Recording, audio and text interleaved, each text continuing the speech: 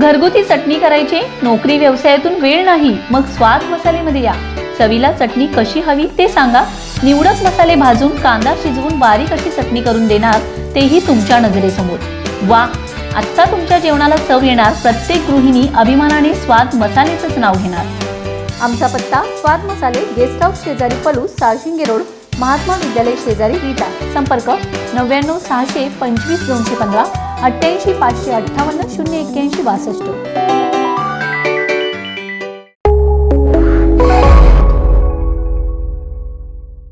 नमस्कार, मी मयुरी आणि आपण पाहत आहात 7 स्टार न्यूज.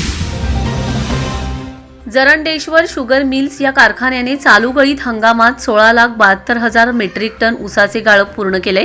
यामध्ये कडेगाव तालुक्यामधून 56,669 मेट्रिक टन ऊस गळीतास गेलाय, अशी माहिती राष्ट्रवादी काँग्रेसचे तालुकाध्यक्ष कृष्णत मोकळे यांनी दिली.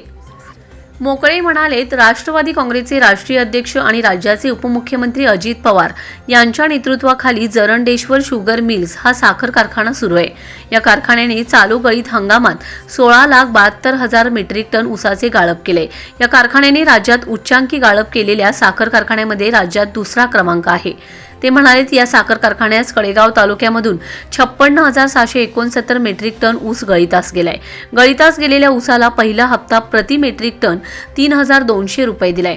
कडेगाव तालुक्यातील ऊस उत्पादक शेतकऱ्यांच्या जीवनात आर्थिक क्रांती घडविण्यासाठी कारखान्याच्या माध्यमातून प्रयत्न केले जात आहेत.